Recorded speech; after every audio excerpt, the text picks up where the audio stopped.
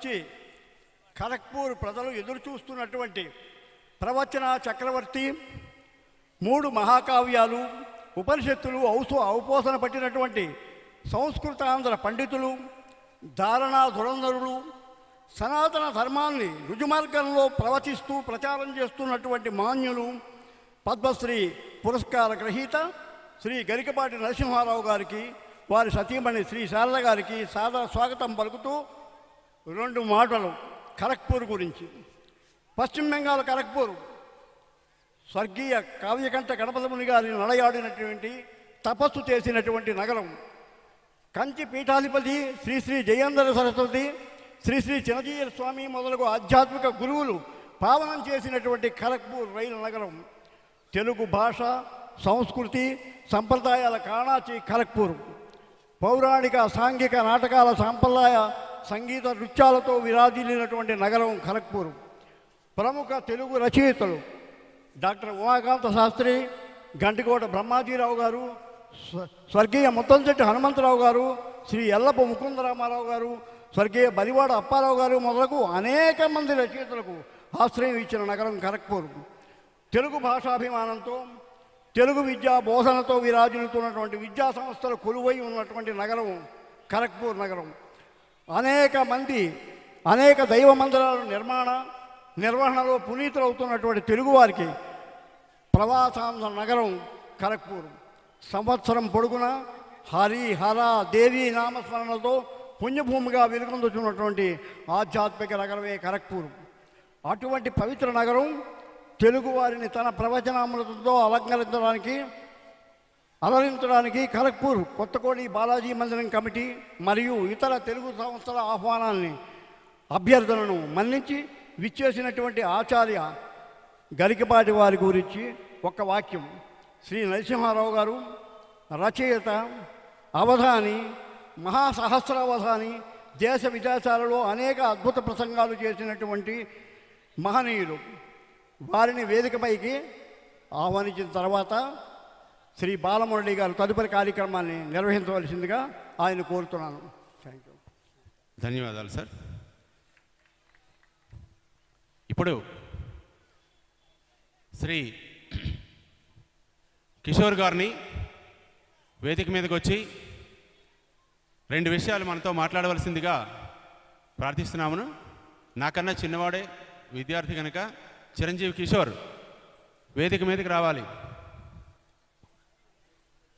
Shri Padmashri doctor Garikapati Narasimharao గారి యొక్క ప్రవచనాలు, ఆ ప్రవచనాలు ఆలకించడానికి మనందరం కూడా ఇక్కడికి విచ్చేసాం. ఈరోజు ఈ కార్యక్రమాన్ని 5 రాష్ట్రాల నుంచి కూడా ఆయన ప్రవచనాలు ఆలకించడానికి విచ్చేశారు.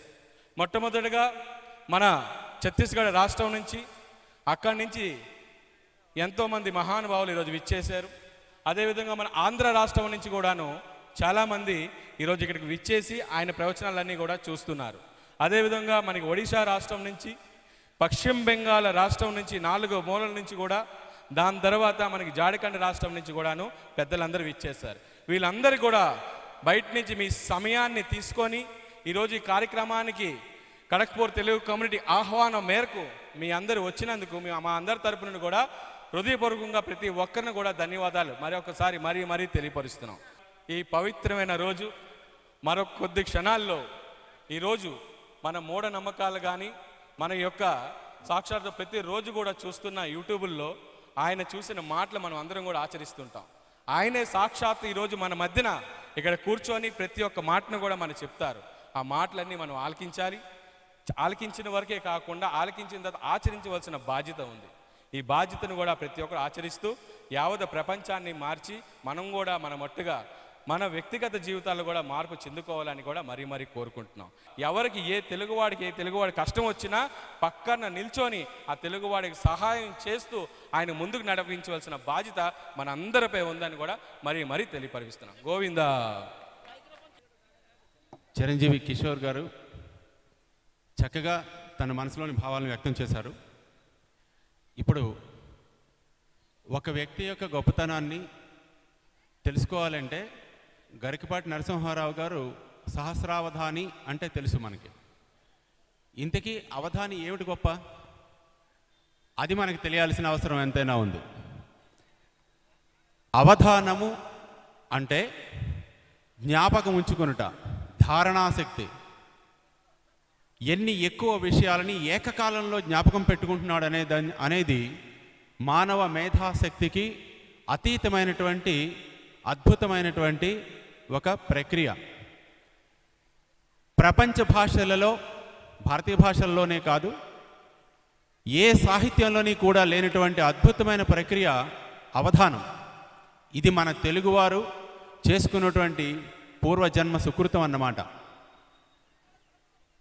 100 మంది పృచ్ఛకులు అంటే ప్రశ్నించేవారు. 100 ప్రశ్నలు విడివిడిగా ఒక వ్యక్తిని అడిగితే ఆ వ్యక్తి అందరి ప్రశ్నలు ఒకసారి వినడానికి 4 గంటలు పడుతుందండి. జాగ్రత్తగా వినండి, అసలు ఎంత కష్టమో ఆ విషయం, ఆయన ఎంత గొప్పవాడో మనకు తెలుస్తుంది. 100 ప్రశ్నలు ఒకేసారి విని ఒక పూట అయిపోతుంది. భోజనాలు అయిపోయిన తర్వాత, భోజనం చేసిన తర్వాత ఎవరెక్కడ కూర్చుంటారో తెలియదు, స్థానాలు మారిపోతారు. వరుసగా ఒక్కొక్కరికి వాళ్ళు అడిగినటువంటి ప్రశ్న జ్ఞాపకం పెట్టుకొని, వారి పేరు జ్ఞాపకం పెట్టుకొని, వారు అడిగిన ప్రశ్నకి ఏ ఛందస్సులో, ఏ పద్యంలో, ఏ విషయం మీద వాళ్ళు అడిగారో కూడా తెలుసుకుని 4 పద్యాలు ఒకే పద్యం మొత్తం అంతా ఒకేసారి చెప్పకూడదు. అది కూడా 4 పాదాల్లో ఒక పాదం మాత్రమే ఆ వ్యక్తికి చెప్పాలి. ఇలాగా 100 మందికి 100 పద్యాలు మొదటి పాదాలు మాత్రమే చెప్పాలి. ఇది ఒక ఆవృత్తం, అంటే ఫస్ట్ రౌండ్. రెండవసారి మళ్ళీ అందరికీ వెళ్ళి, ఇప్పుడు ఎంత కష్టమో చూడండి, తాను ఎంచుకునే ఛందస్సు ఏంటి, ఆయన అడిగిన విషయం ఏమిటి, నేను ఏ ఆలోచనతో పద్యాన్ని ఎత్తుకున్నాను, ఏ అంశాన్ని నేను చెప్పబోతున్నాను, దాని ఎత్తేంటి, ప్రాస ఏంటి, ఇన్ని విషయాల్ని జ్ఞాపకం ఉంచుకుంటూ, ఆ వ్యక్తి ముఖాన్ని జ్ఞాపకం ఉంచుకుంటూ రెండవ పాదాన్ని పూర్తి చేయాలి 200 సార్లు. మూడవ పాదం పూర్తి చేయడానికి 300వ సారి, 4వ పాదం పూర్తి చేయడానికి 400వ సారి. ఎంత మేధాశక్తి, ఎంతటి ధారణా పటిమ, మెమరీ పవర్ అంటాం మనం ఇంగ్లీష్లో. అసాధారణమైనటువంటి మేధాశక్తి, అకుంఠితమైనటువంటి భాషా ప్రతిభ ఉంటే కానీ ఈ క్రీడ, సాహిత్య క్రీడ, పండితులు మాత్రమే ఆడగలిగేటటువంటి ఈ ఆట సామాన్య జనులకి, మనకి ఆ ఊహకి కూడా అందనదు. ఇది 100 మంది గురించి మాత్రమే నేను చెప్పాను. ఈయన గరికపాటి నరసింహారావు గారు పద్మశ్రీ అవార్డీ, సహస్రావధాని అంటే 1000 మందిని కూర్చోబెట్టుకుని 20 రోజుల పాటు వారి ప్రశ్నలు విని, వారికి ఇప్పుడు నేను చెప్పిన పద్ధతిలోనే సమాధానాలు చెప్తూ, ఛందస్సులు గుర్తుపెట్టుకొని, పద్యాలు గుర్తుపెట్టుకొని, ఒకసారి మాత్రమే, ఎక్కడ రాసుకోవడం అంటూ ఉండదండి. 21వ రోజు 1000 పద్యాలని క్రమం తప్పకుండా 1 దగ్గర నుంచి 1000 వరకు ఏకధాటిగా ఉదయం నుంచి రాత్రి వరకు అప్పచెప్పినటువంటి మేధాశక్తి ఆయన సొంతం. ఇప్పుడు చెప్పండి, ఆయన సరస్వతి రూపం, పురుష రూపం ధరించినటువంటి సరస్వతి ఆయన. అది మేధాశక్తికి పరీక్ష అంటే, అది తెలివితేటలే గీటు రాయి అంటే, అటువంటి మహానుభావులు మన తెలుగు గడ్డ మీద పుట్టి, పూర్వం తిరుపతి వెంకట కవులు, కొప్పరపు కవులు, రామకృష్ణ కవులు, ఇలా ఎందరో మహానుభావులు తెలుగుదేశం మీద తమ యొక్క ప్రతిభా పాఠవాలని చాటించడమే కాకుండా సవాళ్లు విసిరారు.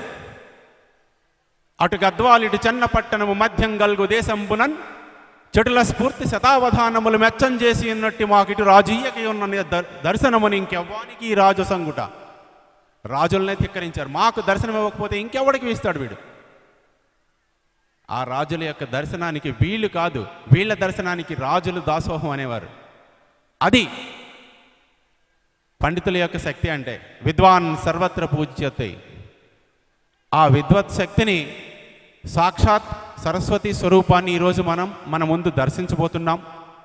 వారి నోటి నుంచి వచ్చేటటువంటి అమృత వాక్కులతో మన జీవిత మార్గాల్ని, మన వ్యవహార విధానాల్ని మార్చుకుని ఏమాత్రమైనా సరే మనం ఆదర్శ మార్గంలో పయనించగలిగితే మన యొక్క జీవితాలు ధర్మం, అర్థం, కామం, మోక్షం అనే చతుర్విధ పురుషార్థాలని సాధించడానికి అర్హతను సంపాదించుకుంటాయని తెలియజేసుకుంటున్నాను.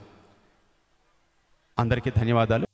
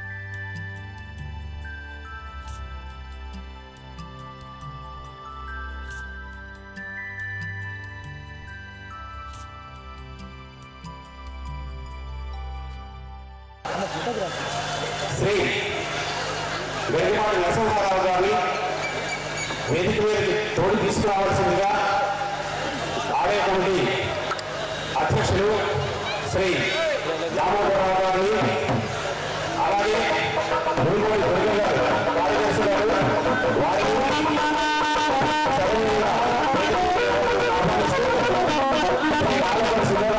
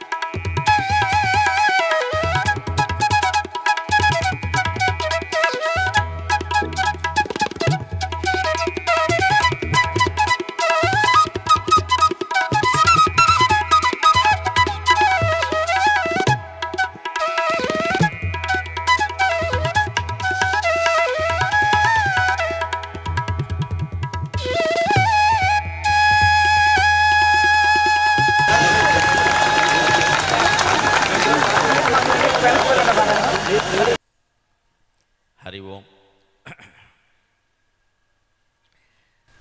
పశ్చిమ బంగ రాష్ట్రంలోని ఖరగ్పూర్ మహాపట్టణంలో వైకుంఠ ద్వార శ్రీ వెంకటేశ్వర ఆలయంలో బాలాజీ టెంపుల్లో జరుగుతూ ఉన్న దశావతార వైభవం అనేటువంటి ప్రవచనానికి మీకందరికీ కూడా హృదయపూర్వకంగా స్వాగతం పలుకుతున్నాం. మాతృదేవోభవ.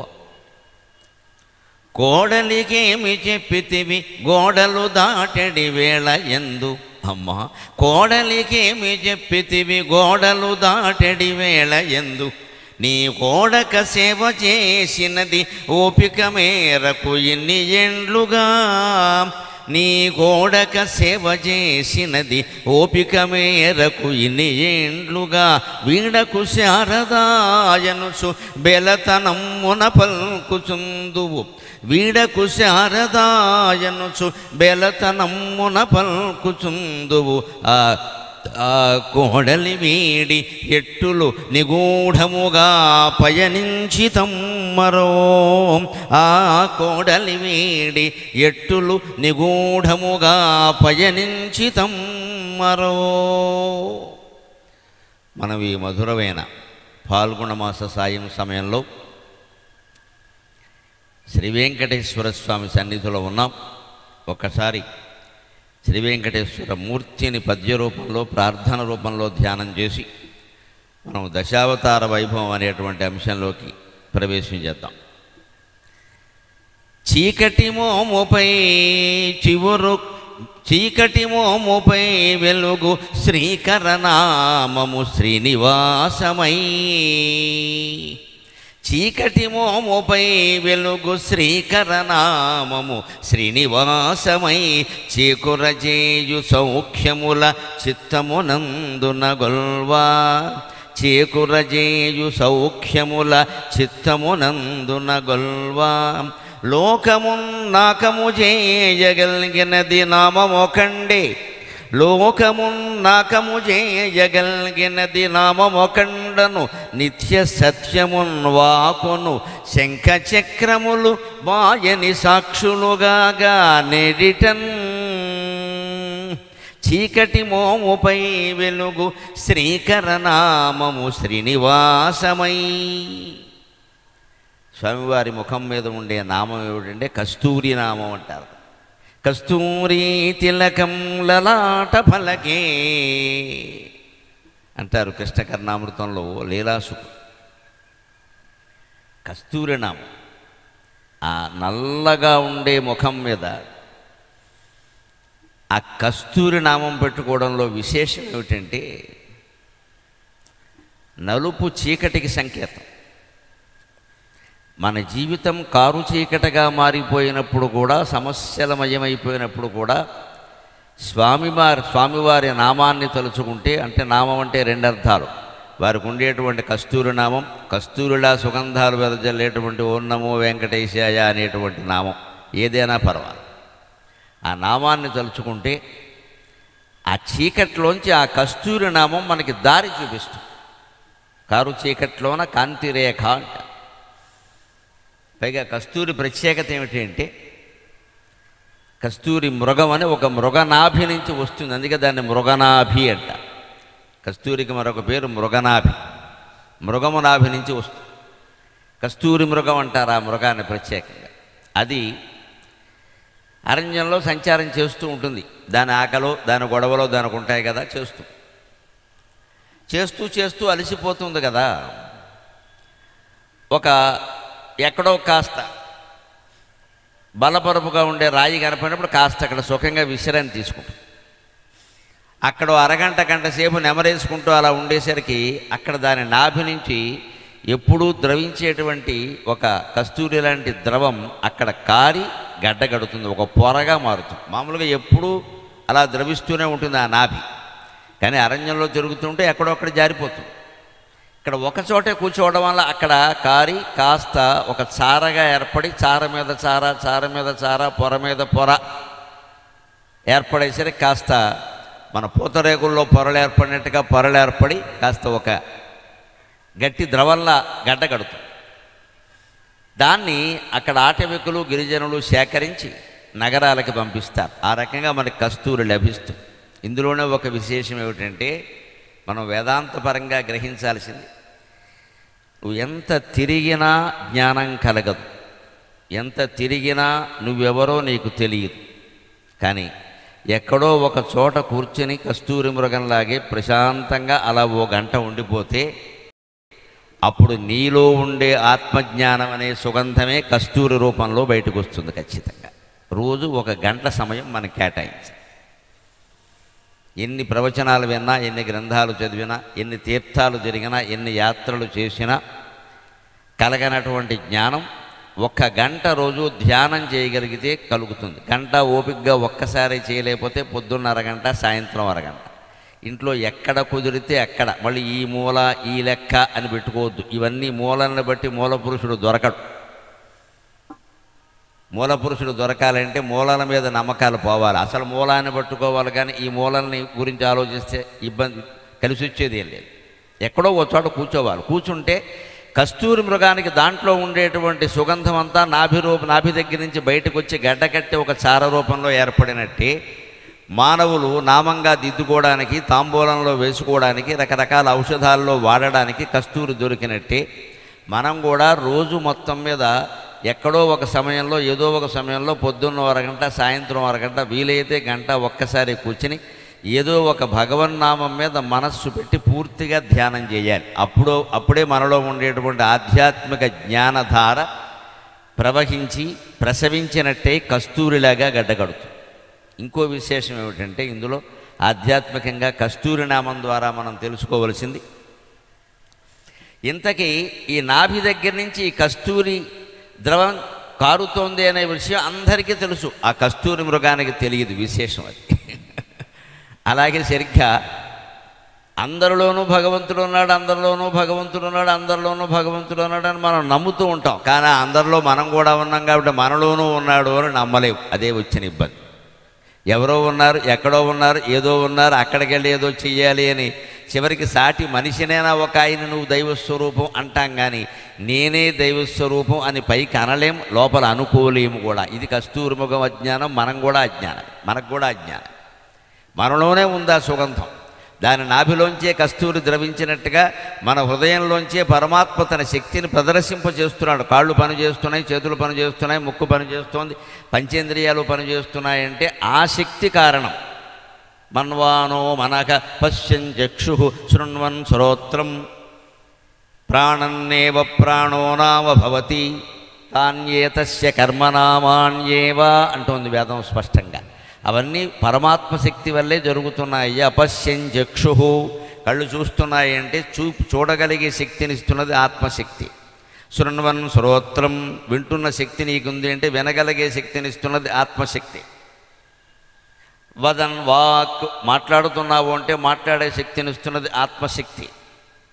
మన్వానో మనయితి ప్రాణన్నేవ ప్రాణో నామ భవతి, ప్రాణవాయువు పీలుస్తున్నావు అంటే ఆ ప్రాణవాయువును పీల్చే అవకాశం ఇస్తున్నది ఆత్మశక్తి. ఇది మనకి విచిత్రంగా ఉండొచ్చు కానీ రోజు రుజువు అవుతోంది. మనం పడుకున్నాం, కలగంటున్నాం, కలలోనే మనం ఉన్నాం, మంచం మీద లేం. మనం ఖచ్చితంగా మంచం మీద ఏం జరుగుతుందో మనకు తెలియదు. మనం కలలో ఉండగా ఒక పాము మన మంచం పక్క నుంచి వెళ్ళినా మనకేం తెలియదు, మనని ముట్టుకుంటే తప్ప మనకు తెలియదు. అదే మెలకుగా ఉంటే తెలుస్తుంది ఖచ్చితంగా. అంచేత మనం కలలో ఉన్నప్పుడు ఎక్కడున్నాము అంటే మంచం మీద ఉన్న శరీరంలో మనం లేం, కలలో ఉన్న శరీరంలోనే మనం ఉన్నాం. అయినా ఆ కలలోనే మనం విహరిస్తున్నా, సుఖపడుతున్నా, దుఃఖపడుతున్నా, కంగారు పడుతున్నా, ఏం చేస్తూ ఉన్నా ఈ శరీరం ఇక్కడ ఊపిరి పీలుస్తూనే ఉంది. గమనించండి, భగవంతుడు యొక్క శక్తిని నిరూపించడానికి ఇంతకంటే వేరే సాక్ష్యం అవసరం లేదు. ప్రతి ఒక్కరికి తెలిసింది. మనం వేరే కళలో ఉండి, వేరే అనుభవాల్లో మనం ఉండి మంచి చెడ్డ, మంచి కళ చెడ్డ కళ అని రకరకాలుగా మనం అనుకుంటూ ఉంటే ఈ శరీరం ఇక్కడ ఊపిరి తీస్తుంది అంటే కారణం ఏమిటి? ప్రాణన్నేవ ప్రాణో నామ భవతి అని చెప్పింది వేదం. ప్రాణశక్తి రూపంలో నీలో ఉండి ఊపిరి తీస్తున్నది అదేనయ్యా అని చెప్పి, అదే భగవచ్ఛక్తి.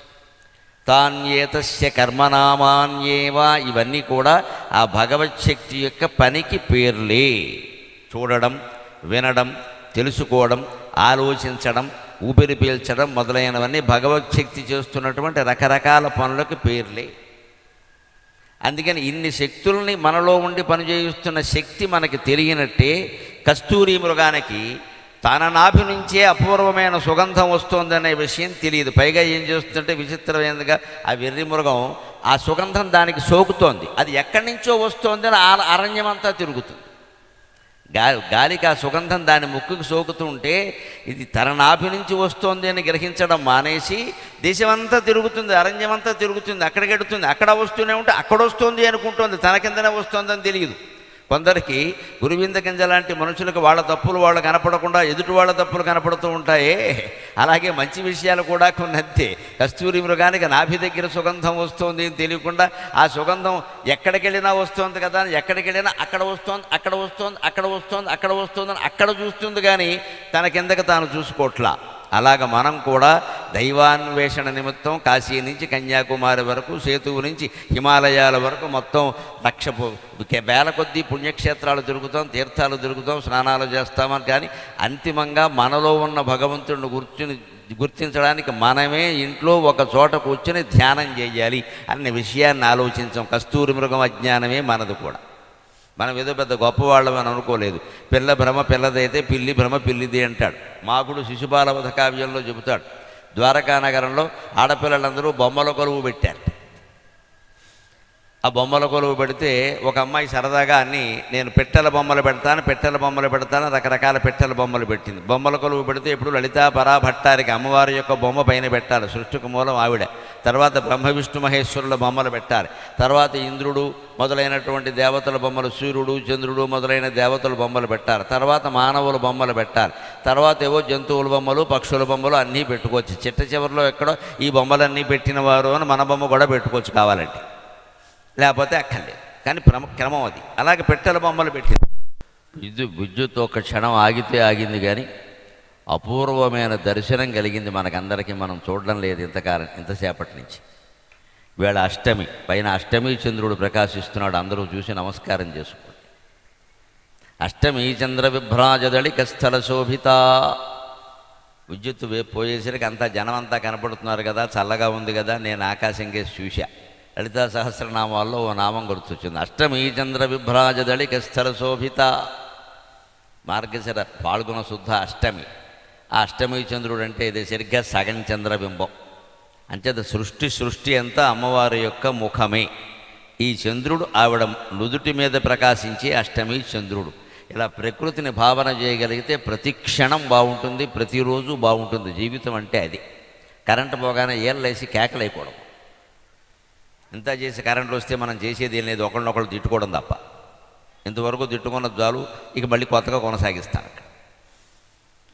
జీవితంలో ప్రతి అవకాశాన్ని, అది మంచిదైనా చెడ్డదైనా సౌకర్యమైనా అసౌకర్యమైనా, అందులో ఉండేటువంటి అందాన్ని. ద్వారకా నగరంలో శ్రీకృష్ణుని యొక్క పాలనలో ఉన్నటువంటి ద్వారకా నగరంలో ఒక అమ్మాయి సంక్రాంతి పండుగకి బొమ్మల కొలువు పెట్టిందిట. అందులో ఎక్కువగా అన్ని పిట్ట బొమ్మలు పెట్టిందిట. చిలక బొమ్మలు, పావురాల బొమ్మలు, పిచ్చుకల బొమ్మలు, గోరింకల బొమ్మలు, అన్ని రకరకాల పక్షుల బొమ్మలన్నీ పెట్టిందిట. ఆ బొమ్మల మధ్యలో కాస్త ఖాళీ ఉంటుంది కదా. ఈలోపు ఇంట్లో తిరిగే పిల్లి ఆ బొమ్మలను చూసిందిట. ఆ పిల్లి ఏమనుకుంది, ఈ బొమ్మలను చూసి నిజమైన పెట్ట అనుకుంది. బొమ్మ పెట్టను చూసి నిజమైన పెట్ట అనుకుంది.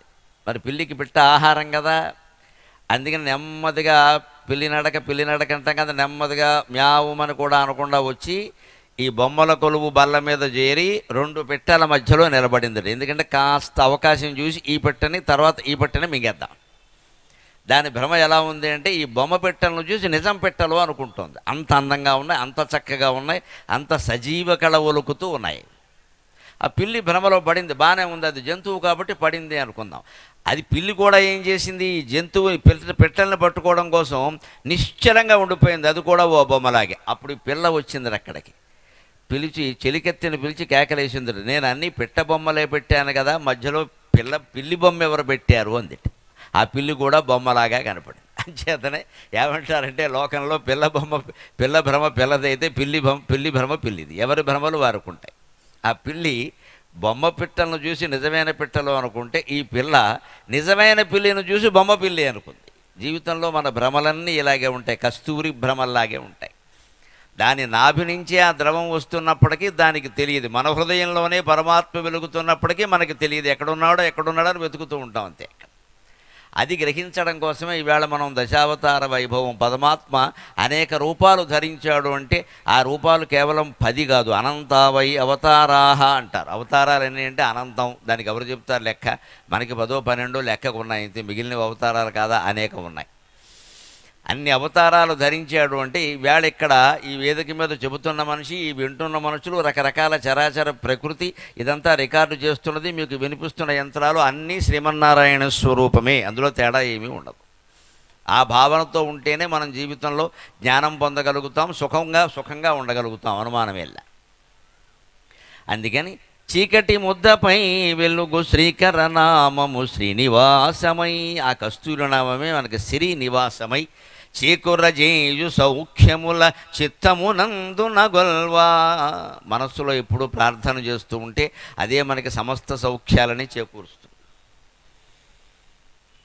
చేకురజేయు సౌఖ్యముల చిత్తమునందున గొల్వ, లోకమున్నాకము చేయగలిగినది నామమొకండు అను నిత్య సత్యమున్.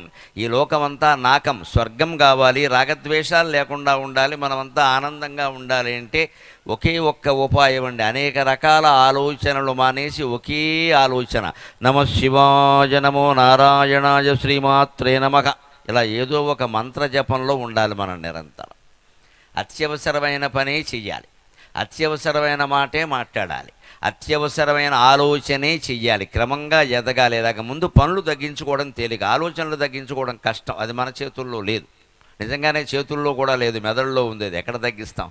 కానీ చేతుల్లో ఉన్నది ఒకటి ఉంది, పనులు. ఆ పనులు తగ్గించుకోవాలి.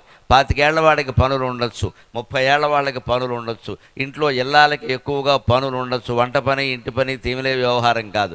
కానీ 60 ఏళ్ళు దాటిన తర్వాత పనులే ఉంటాయండి. ఉద్యోగం మానేశారు, మన కూడా ఇంటికి పంపేశారు, ఇంకా పనికిరావురా అబ్బాయి అన్నారు, హాయిగా విశ్రాంతి తీసుకోమని చెప్పారు. అప్పుడు కూడా మనం ఏవో రకరకాల సంస్థలు పెట్టేసి సేవా కార్యక్రమాలని ఇంకేదో అని పేర్లు పెడతాం. నిజానికి వాస్తవంగా చెప్పాలంటే గుండెల మీద చేసుకుంటే ఇవన్నీ సంస్థలు ఎందుకు పెడతామంటే మనకి పేరు రావడానికి, అంతకంటే మనం ఖాళీగా ఇంట్లో కూర్చోలేక. దానికి ఏదో పెద్ద బిల్డప్ ఇవ్వడం అంటారు ఇంగ్లీషులో, బిల్డప్ ఇస్తాడు. అసలు లోకమంతా ఇదైపోయిందండి, మనం కొన్ని కార్యక్రమాలు చేయకపోతే. ఏం కార్యక్రమాలు చేసినా నువ్వేం తెలుసుకున్నావు అనేదే ముఖ్యం నాకు ఇక్కడ. నువ్వేమీ తెలుసుకున్నప్పుడు ఎన్ని కార్యక్రమాలు చేసినా ఒకటే. అందుకని కాస్త వయస్సు దాటుతుంది అంటే ఆడ మగ కూడా పనులు తగ్గించుకోవాలి. ఎలాగో బాధ్యతలు తగ్గుతాయి, పిల్లలు చూసుకుంటారు, చూసుకోమని చెప్పడమే. మాటలు తగ్గించుకోవాలి. ఆ మాట్లాడడం బాగా తగ్గించేసి మాటకి నమశివాయ నమో నారాయణాయ అనే నామం వస్తుంటే తగ్గిపోతాయి బాగా. అదే జపం పూర్తిగా. దీనివల్ల ప్రయోజనం ఏమవుతుందంటే మీకు చేసే పని లేనప్పుడు, మాట్లాడే మాట కూడా లేనప్పుడు ఆలోచించవలసింది మాత్రం ఏముంటుందండి, అది కూడా తగ్గిపోతుంది. దేని గురించి ఆలోచించాలి మనం? ఏదో ఒక పెద్ద వివాహం ఇంట్లో జరుగుతోంది అంటే ఆలోచించాలి, కార్యక్రమం జరుగుతోందంటే ఆలోచించాలి, ఏదో ఆపద వచ్చిందంటే ఆలోచించాలి. ఏమీ లేనప్పుడు ఆలోచించేది ఏముంది కనుక. అంచేత పనులు తగ్గితే మాటలు తగ్గుతాయి, మాటలు తగ్గితే ఆలోచనలు కూడా తగ్గుతాయి. ఈ రకమైన జాగ్రత్త పడితే జీవితం బాగుంటుంది. అదే లోకమున్ నాకము జగల్గినది నామమొకండను నిత్య సత్యమున్ వాకొను శంఖచక్రములు బాయని సాక్షులుగా గతిర్పతిన్. లోకమున్ నాకము జగల్గినది నామమొకండను నిత్య సత్యమున్ వాకొను శంఖచక్రములు బాయని సాక్షులుగా గనేరిటన్. ఈ లోకాన్ని మొత్తం స్వర్గం చేయాలి అంటే నువ్వు భగవన్నామస్మరణలో మునిగి తేలాలయ్యా, అత్యవసరమైన పనే చెయ్యాలయ్యా, అత్యవసరమైన మాటే మాట్లాడాలయ్యా, అత్యవసరమైన ఆలోచనే చెయ్యాలయ్యా అని మనకి చేస్తున్న ఏమిటంటే స్వామివారి ఇరు చేతుల్లో ఉండేటువంటి శంఖచక్రాలు. శంఖం మహత్తరమైన ధ్వని చేసి శిష్ట రక్షణ కోసం ఉద్దేశించబడింది. మన ఉత్తేజపరిచేది శంఖధ్వని. దుష్ట శిక్షణ కోసం ఉద్దేశించబడింది చక్రం. అందుకే భగవంతుడు శ్రీమన్నారాయణమూర్తి వెంకటేశ్వర స్వామి రూపంలో కూడా శంఖచక్రాలను వదలలేదు. ఆ రకంగా దుష్ట శిక్షణ శిష్ట రక్షణ చేయడం కోసమే ఆయన 10 అవతారాలు ఎత్తాడు. అవతారములనెత్తినాడు విభుడు ఆయా వేళలన్. అవతారములనెత్తినాడు విభుడు ఆయా వేళలన్. జవసత్వములు నుంచి పెంచుటకు దౌర్జన్యము ఖండింపగన్. అవతారములనెత్తినాడు విభుడు ఆయా వేళలన్ జాతికిన్ జవసత్వములు నుంచి పెంచుటకు దౌర్జన్యంబు ఖండింపగన్. అవినే జోచితి లోన దాచితిని ఆహ్లాదమ్ము దుఃఖమ్ము. అవినే జోచితి లోన దాచితిని ఆహ్లాదమ్ము దుఃఖమ్ము. మానవ జీవాతువు ధర్మరక్షణము దానం నిల్చు సర్వార్థముల్. సాగరఘోష అనే మహాకావ్యంలో 1116 పద్యాల మహాకావ్యంలో ప్రథమాశ్వాసంలోనే ఈ దశావతార వైభవాన్ని మొత్తం నేను పద్యాల్లో వర్ణించాను. 20 ఏళ్ల క్రితం రచించినటువంటి కావ్యం అది. ఇప్పటికీ భగవంతుడు దయవల్ల సరస్వతి కటాక్షం వల్ల ఒక్కొక్కసారి 2000 ప్రతులు చొప్పున ఇంచుమించుగా 9 సార్లు ముద్రణై జనంలో ఉంది. అనేక రకాలుగా జనంలో ఆదరింపబడుతోంది. ఆ కావ్యంలో ప్రతి ఒక్క అవతారము యొక్క తత్వాన్ని విశదీకరించడం జరిగింది. అందులో ఆ అవతార తత్వం చెప్పే పద్యాల్లో మొదటి పద్యంలో ఉన్నది ఏమిటంటే సముద్రం చెబుతోంది. ఇదంతా ఈ కావ్యంలో సముద్రం వక్త, కవి శ్రోత. కవి వెళ్ళి సముద్రం ఒడ్డున కూర్చుంటే సముద్ర తరంగం ఒకటి ఆయన ఒళ్ళోకి వస్తే, నువ్వు భూమంతా తిరుగుతూ ఉంటావు కదా, భూమండలం చుట్టూ తిరిగే సముద్రం కదా, మానవుల గురించి నువ్వేమనుకుంటున్నావు, మానవ జీవితాన్ని గురించి ఏమనుకుంటున్నావు అని అడిగితే ఆ తరంగం రూపంలో ఉన్న సముద్రం మొత్తం మానవ జీవిత చరిత్ర అంతా చెబుతుంది. అందులో భాగంగా మరి సృష్టి ప్రారంభం నుంచి చేయాలి కాబట్టి ఆ దశావతారాల వైభవాన్ని వర్ణిస్తుంది. అందులో చెబుతోంది, నేను జూచితిని అవతారములనెత్తినాడు విభుడు ఆయా వేళలన్ జవసత్వములు నుంచి పెంచుటకు దౌర్జన్యంబు ఖండింపగన్. ఈ అవతారమైనా ఎందుకెత్తాడు పరమాత్మ అంటే జాతిలో జవసత్వాలు నుంచి పెంచడానికి. లోకంలో సమస్యలన్నీ మనమే పరిష్కరించుకోవాలి, భగవంతుడు వచ్చి పరిష్కారం చేయడు. ఎందుకంటే భగవంతుడు సృష్టికి కారకుడు కావచ్చు కానీ మన సమస్యలకి కారకుడు కాదు. ఆయన సృష్టికి కారకుడు. చాతుర్వర్ణ్యం మయా సృష్టం గుణకర్మ విభాగశః అని అన్నాడు 4వ అధ్యాయం. అంటూనే ఏమన్నాడు, తస్య కర్తారం అభిమాం విద్య అకర్తారం అవ్యయం అన్నాడు. అనేక రకాల సంఘాలు, వృత్తులు ఇవన్నీ నేనే సృష్టించానయ్యా, గుణకర్మ విభాగశః అన్నాడు. గుణాన్ని బట్టి ఆ పనిని బట్టి కులాన్ని నిర్ధారించండి అన్నారు. ఇవాళ గుణాన్ని బట్టి నిర్ధారిస్తే ఎవడు కూడా అంతా మంచివాళ్ళే. పోనీ కులవృత్తిని బట్టి నిర్ధారిద్దామంటే ఎవడూ కులవృత్తి చేయడు. డబ్బులు బాగా వచ్చే వృత్తి అందరూ చేస్తారు. కానీ కుల సంఘాలు మాత్రం బ్రహ్మాండంగా పెట్టుకుంటారు. మేము ఆ కులం అండి, ఈ కులం అండి, లోకానికి మే కులం అండి అంటూ ఉంటారు. ఇక్కడ బ్రహ్మాండంగా పెట్టుకుంటారు సంఘాలు. కులవృత్తి చేయరు. ఈ బాగా డబ్బులు ఏదొస్తే అది చేస్తారు. దానికి భగవంతుడు ఎప్పుడో భగవద్గీతలోనే చెప్పాడు, లోకం ఎలాగే ఉంటుందో, నేను గుణకర్మలను బట్టి విభాగం చేశా. అంటే వ్యక్తి గుణం మారితే కులం మారిపోతుంది, వృత్తి మారితే కులం మారిపోతుంది. మనం అంగీకరించాం. ఆ వృత్తి చేయంగానే మనది ఆ కులమే అంటాం. అందుకే భగవంతుడు ఏమన్నాడంటే మనం ఇలా తప్పించుకుంటామని తెలుసు కాబట్టి ఆయనకి తస్య కర్తారమపి మాం విద్యకర్తారం అవ్యయం. అవి చేసింది నేనే అయినా కూడా నేను చేయలేదని గ్రహించవయ్యారండి. ఇది పెద్ద అబద్ధం. ఇది నేను చేశానని ఆయనే చెబుతున్నాడు. మళ్ళీ చేయలేదని గ్రహించడం అంటే నేను చేసిన నిర్మాణం చాలా ధర్మంగా, చాలా పద్ధతిగా, అందరికీ తలొక వృత్తి కేటాయించే విధంగా ఎక్కడ నిరుద్యోగ సమస్య లేకుండా ఉందయ్యా. మీరందరూ ఏం చేసుకుంటున్నారు అంటే ఎవరికి బాగా డబ్బులు వస్తే ఏ వృత్తి అయితే బాగా డబ్బులు వస్తాయో ఆ వృత్తి చేపడుతున్నారు. అందరూ ఆ చదువులే చదువుతున్నారు, ఆ భాషలే నేర్చుకుంటున్నారు. దానికి నన్నేం చేయమంటారు అంచేత నేను అందమైన సృష్టిని చేసి సమస్యలు లేకుండా మీకు ఇచ్చా. మీరు మీ స్వార్థం కారణంగా దాన్ని సమస్యలమయం చేసుకున్నారు. శ్రీమద్ రమారమణ గోవిందో హరి అన్నాడు ఆయన. ఇప్పుడు ఆలోచిద్దాం, లోకంలో ఉండే సమస్యలకు ఎవరు కారణమో. కానీ సమస్యలు బాగా పెరిగిపోయేసరికి లోకమంతా దుర్మార్గం అయిపోయేసరికి మనం మాత్రం ఏం చేస్తాం? దేవుడా దిగిరావయ్యా, దేవుడా దిగిరావయ్యా అంటాం. మన తరఫునే దేవతలు అడుగుతారు. అప్పుడే రాముడుగా, కృష్ణుడుగా, వెంకటేశ్వర స్వామిగా అనేక రకాల అవతారాలు ఎత్తుతాడు ఆయన. అందుకే జవసత్వములు నుంచి పెంచుటకు అంటున్నాడు ఇక్కడ కవి. మానవుల వల్ల కానప్పుడు ఆ మానవులలో కొందరికైనా ఎక్కువ శక్తిని, ఎక్కువ తేజస్సుని ఇచ్చి ఆ సమస్యలన్నీ పరిష్కారం చేయడానికి అవసరమైతే దౌర్జన్యము ఖండింపకన్. హిరణ్యకశిపుడు, హిరణ్యాక్షుడు, రావణాసురుడు, శిశుపాలుడు మొదలైనటువంటి రాక్షసులు మానవులకు అందేటువంటి వాళ్ళు కాదు. మానవులు చంపలేరు వాళ్ళని, మానవులు వాళ్ళని ఎదుర్కోను లేరు. అందుకే భగవంతుడు రకరకాల రూపాలు, అవతారాలు ఎత్తి వాళ్ళందరినీ సంహరించాడు. అది అవతార రహస్యం. అవతారములనెత్తినాడు విభుడు ఆయా వేళలన్ జవసత్వములు నుంచి పెంచుటకు దౌర్జన్యంబు ఖండింపగన్. అవి నే జూచితి లోన దాచితిని ఆహ్లాదము దుఃఖము అంటుంది సముద్రం ఇక్కడ.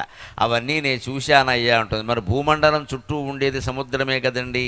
సముద్రం అంటే ఎటువంటిది? భూదేవి ధరించినటువంటి వస్త్రం లాంటిది అని చెప్పారు మనకి. అందుకే పొద్దున్న లేవగానే మంచం దిగేటప్పుడు ఖచ్చితంగా భూదేవికి దండం పెట్టుకుని లేవాలి. సముద్రవసనే దేవి పర్వతస్థన మండలే విష్ణుపత్రి నమస్తుభ్యం పాదస్పరిశం క్షమస్వమి.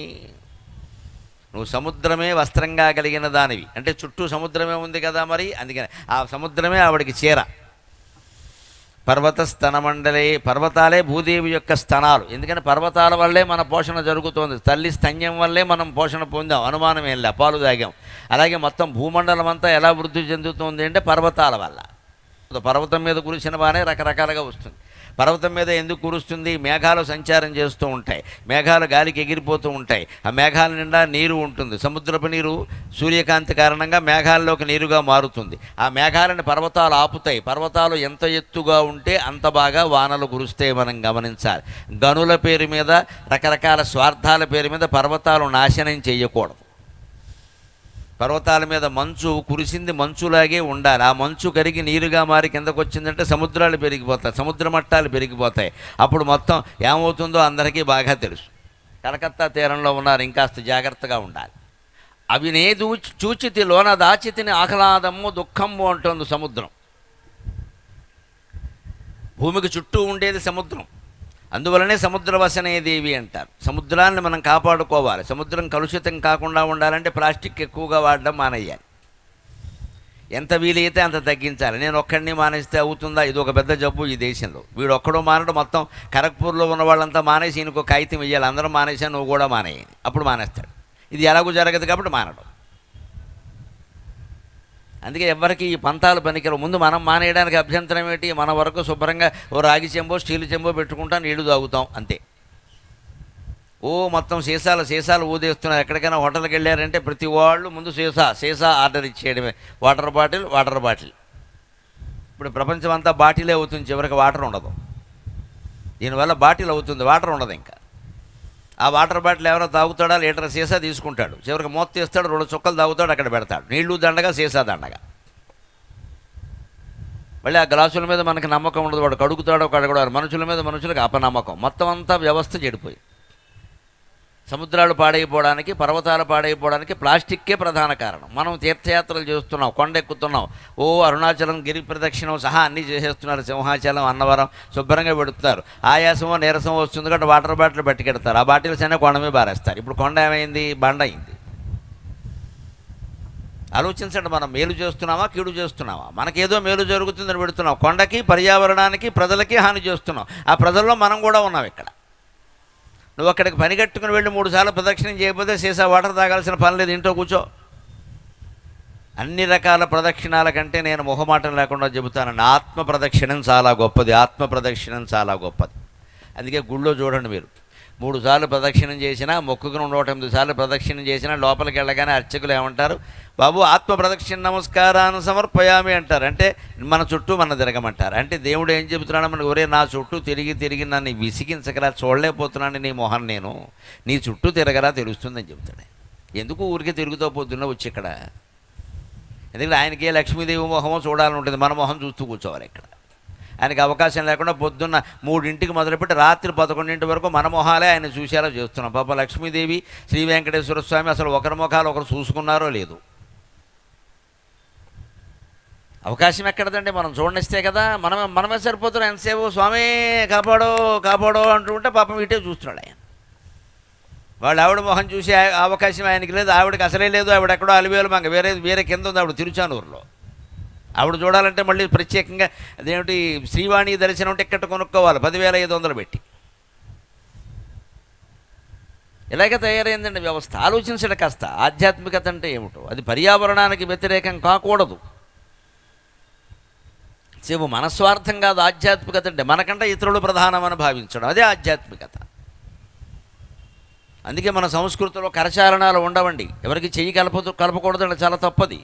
కరోనా వచ్చాక అర్థమైంది కలిపితే ఏమవుతుందో. ఇంక కలపడం మానేశారు చాలామంది. ఆ తర్వాత కూడా మానేయండి, కలపకండి, చెయ్యి కలపకండి. ఎంత పెద్దవాళ్ళతో కానీ ఎంత చిన్నవాళ్ళతో కానీ చెయ్యి కలపకండి. నమస్కారమే ఎంతసేపు, 2 చేతులు ఎత్తి నమస్కారం. కరచాలనం చేస్తున్నావంటే నువ్వు నేను సమానమని అంగీకరిస్తున్నావు. 2 చేతులు ఎత్తి నమస్కారం చేస్తున్నావంటే నువ్వు దేవుడివి అని అంగీకరిస్తున్నావు. అమ్మ, అది భారతీయ సంస్కృతి, అది భారతీయ సంస్కృతి. ఎదుటివాడిని దేవుడు అని అంగీకరిస్తున్నాం. అలా క్రమంగా మనకు కనపడిన వాళ్ళందరికీ నమస్కారం చేసి దేవుడు అని అంగీకరిస్తే అంతకంటే విశాల భావం ఉందా? వచ్చేటప్పుడు మీరు గమనించి ఉంటారు, నేను వస్తూ ఈ వరుసలో అందరికీ దండం పెట్టుకుంటూ వచ్చా. ఇంకా నాకు తృప్తి చాలక ఇక్కడ వరకు వెళ్ళి దండం పెట్టుకుంటూ వచ్చా. ఇంకా కార్యకర్తలు అవకాశం ఇస్తే ఆ మధ్యలో కూడా వెడదామని అనుకున్నావు, పావుగంట ఆలస్యమైనా సరే. దానివల్ల నాకు కలిగే ప్రయోజనం ఏమిటంటే, అందరినీ దర్శించి అందరినీ భగవత్ స్వరూపులుగా భావించి నమస్కారం చేయడం వల్ల నాలో అహంకారం అనేది లేశం కూడా ఉండదు. నేను ప్రయోజనం పొందేది అది ఖచ్చితంగా. నేను పొందే ప్రయోజనం. ఇవాళ ఏదో నేను 4 ముక్కలు చెబుతాను కాబట్టి వాళ్ళందరూ వినడానికి వచ్చారు. రేపొద్దున వాళ్ళు చెబితే నేను వింటాను. ఏముంది ఇందులో? ఒకరే చెప్పాలా, ఒకరే వినాలా? లేకపోతే ఏమైపోతుందంటే అహంకారం బాగా పెరిగిపోతుంది. ప్రత్యేకించి పద్మశ్రీ పురస్కారాన్ని జాతీయ స్థాయిలో ఇచ్చిన తర్వాత ఈ 2 ఏళ్లుగా నేను ఏర్పాటు చేసుకున్న నియమం, ఏమాత్రం అహంకారం పెరగద్దు. ఒక మట్టి రేణువు ఎంతో మనము అంతే, ఆ స్థాయిలోనే ఉండాలి మనం. భగవంతుడు మనకు స్థానం ఇచ్చాడు, ఆ స్థానాన్ని సద్వినియోగం చేసుకుందాం చాలు. అహంకారం పెరగకూడదు అంటే దాని చర్యలు తీసుకోవాలి. మనమే జనం దగ్గరికి వెళ్ళిపోవాలి, మనమే నేల మీద కూర్చోవాలి, మనమే సామాన్యుల్లో ఉండాలి. మన సామాను వీలైనంత వరకు మనమే మోసుకోవాలి, ఎవరిని మోయమని అనద్దు. మన పనులు మనమే చేసుకోవాలి. అప్పుడే అహంకారం బాగా తగ్గిపోతుంది, సుఖంగా ఉంటాం. లేకపోతే ఎన్ని గొడవలతో అందరికీ తెలుసు. అందుకోసమే అవతారం నిజం తెలియాలంటే ఆత్మప్రదక్షిణం చేయాలి. అందుకే గుళ్ళో మన చేత నీ చుట్టూ నువ్వు తిరుగు, నీ చుట్టూ అంటే నీ చుట్టూ తిరగడం అంటే ఏమిటి? గిరగిర 108 సార్లు తిరిగామనుకో కళ్ళు తిరిగి పడతావు. అది కాదు అక్కడ. నీ చుట్టూ నువ్వు తిరుగు అంటే నువ్వెవరో ఆలోచించు. నేనెవరు? ఈ ప్రశ్నకి సమాధానం దొరికిందా? ఎన్ని ఆలయాలు తిరిగినా, ఎన్ని తీర్థాలు తిరిగినా, ఎన్ని యాత్రలు చేసినా ఈ ప్రశ్నకి సమాధానం దొరికిందా? నేనెవరో అనగానేనంటే మా తాతల ముగ్గురు అని మొదలెడతాడు. ఇప్పుడు వీడి స్టోరీ కాదు, వీడి తాత స్టోరీ కూడా వినాలి మనం ఇక్కడ. ఆ వంశం, కులం, ఆ గౌరవం, ఐశ్వర్యం, అహంకారం ఏమీ పోవు. అసలు వీడిని ఎందుకు కదిపామరా బాబు అనిపిస్తుంది పొరపాటున. బాబు నువ్వెవరో అన్నందుకు 3 గంటల సినిమా చూపిస్తాడు మనకి. సినిమా కంటే ఎక్కువ. సినిమా 2.5 గంటలే ఉంటుంది, వీడు 3 గంటలు చూపిస్తాడు. అసలు మీరు మా గురించి వినాలండి, ఇది ఏదో పెద్ద శ్రీమన్నారాయణమూర్తి చరిత్ర ఇది అని చెప్పేస్తాడంతే. ఇది బాదు. తీర్థాలు తిరుగుతాడు, యాత్రలు తిరుగుతాడు, దేనికో అది నేను మర్చిపోవాలి. నేను నాది అనేది రెండూ మర్చిపోతే ప్రపంచంలో తగాదా అనేది ఉండదు అసలు. మొత్తం చిన్న యుద్ధం దగ్గర నుంచి ఇవాళ గాజా యుద్ధం వరకు, ఉక్రెయిన్ యుద్ధం వరకు, ఇంట్లో సమస్యల దగ్గర నుంచి ఇంటర్నేషనల్ సమస్యల వరకు అన్నింటికీ 2 కారణాలు వ్యాస మహర్షి చెప్పిందే. అహం మమ, నేను నాది, నేను నాది, ఇంకో కారణం లేదండి. ఆ అహం మమ అనేది వదులుకోవడం అనేది ఇక్కడ ఇంట్లోనే మొదలవ్వాలి, ఇంటర్నేషనల్గా మొదలవ్వదు. విశ్వమంత ఆలోచన అయిన ఆచరణ రూపము దాల్చును వీధి నుండి. ప్రపంచమంత గొప్ప ఆలోచన కావచ్చు, కానీ అది ఆచరణ ఎక్కడ మొదలవుతుందండి? వీధిలోంచే మొదలవుతుంది. అందుకే ఆత్మ ప్రదక్షిణం అంటారు ఖచ్చితంగా. ఆ నేనెవరు అనేటువంటి ఆలోచన చెయ్యాలి. అప్పుడే మనం దశావతార తత్వం కాదు, మన అవతార తత్వం కూడా మనం తెలుసుకోగలుగుతాం. అలా చెయ్యాలంటే ఏం చేయాలి? ఆహ్లాదము దుఃఖము అవినేజూచితి లోనదాచితిని. సముద్రం అనేక రకాల అవతారాలు దర్శనాలు చూసినట్టే, రాక్షసుల్ని చూసినట్టే, దేవతలను చూసినట్టే, మానవులను చూసినట్టే అన్నీ చూసి అన్నీ లోపల దాచిపెట్టుకుంది. గాంభీర్యం అంటారు దాన్ని. సముద్రం అంత గాంభీర్యం ఎవరికీ ఉండదు. సముద్రం లోపల ఏముందో ఎప్పుడైనా సముద్రం చెబుతుందా? మనం సముద్ర తీరంలో విహారం చేసామనుకోండి, అక్కడ ఏం దొరుకుతాయి? నత్తగొల్లలు, ఆల్చిప్పలు, గడ్డి గాదం దొరుకుతాయి. సముద్రంలో ఉన్నవి అవేనా? కొట్టుకొచ్చినవి అవి. కానీ అవి కాదండి, లోపల రత్నాలు ఉన్నాయి, వజ్రాలు ఉన్నాయి, పగడాల రాసులు ఉన్నాయి, పగడాల దిబ్బలు, కోరల్ రీఫ్ అంటారు, పగడాల దిబ్బలండి. కొన్ని కోట్ల పగడాలు ఉండే దిబ్బలు సముద్రంలో ఉన్నాయి. గట్టిగా చెబితే ప్రమాదం కూడా, ఎవడో సముద్రాన్ని దవ్వేస్తాడు మొత్తం. ఇక్కడ ఇంకా మాకు తెలియదండి, మీరు చెప్పారు. కానీ ఆ పగడాల దెబ్బలు కడితే మనకి జగడాల దెబ్బ అయిపోతుంది జీవితం. ఇక్కడ ఇదే ఆశ. అవన్నీ ఉన్నాయి, కానీ నువ్వు లోపల కడితే తిమింగలాలు కూడా ఉన్నాయి మిత్రమా, తిమింగలాలు కూడా ఉన్నాయి, మింగి బారేస్తాయి. ఒక్క తిమింగలం నాలుక ఎంత పొడుగుంటుందంటే ఏనుగంత బరువు ఉంటుందండి. ఒక నాలుక, తిమింగలం నాలుక ఏనుగంత బరువు ఉంటుంది. అంత బరువైన నాలుకతో ఉందంటే తిమింగలం ఎంత బరువు ఉంటుందో ఆలోచించండి. అత్యంత ప్రమాదకరమైన తిమింగలం లాంటి జంతువులు సముద్రంలోనే ఉన్నాయి. అత్యంత ఆకర్షణీయమైన రత్నాలు, వజ్రాలు, పగడాలు సముద్రంలోనే ఉన్నాయి. ఇవేవి నాలో ఉన్నాయని సముద్రం చెప్పదు. గాంభీర్యం అంటే ఇదే. మన జీవితం కూడా బాగుండాలంటే గంభీరంగా ఉండాలి. ఇంటికి ఎవరైనా వచ్చి రాగానే, పొద్దున్న బంధువు మిత్రుడు ఎవరో రాగానే, ఏమండి మాస్టారు ఎలా ఉన్నారు అంటే బాగానే ఉన్నాం అంతే. అదే గాంభీర్యం. ఏముంటామండి ఈ మధ్య అండి, మా పెద్ద అబ్బాయి, ఎవడు అడిగాడు నేను పెద్ద అబ్బాయి గురించి? ఇంకా వాడు అడగకుండానే ఇదే చౌకబారతనం అంటే ఇదే. ఇక్కడ మొదలెట్టేయడం. ఇక్కడ అక్కడి నుంచి ఆయన ఒక అరగంట కాలక్షేపం చేసుకుంటాడు మీ పెద్ద అబ్బాయికి నీకు ఉండే తగాదాల వల్ల. బయటికి వెళ్ళి ఏం చెప్తాడు? ఈయన ఏదో సుఖంగా ఉన్నాడు అనుకున్నాం, చచ్చిపోతున్నాడు అని చెప్తాడు. అది ఆయనకు ఆనందం. ఎద్దు పుండు కాకి రుచి అని. మన ఇంట్లో కష్టం ఉంటే పక్కింటి వాడికి ఆనందం. అది వాడు దాన్ని పెద్ద న్యూస్లో పెడతాడు దాన్ని.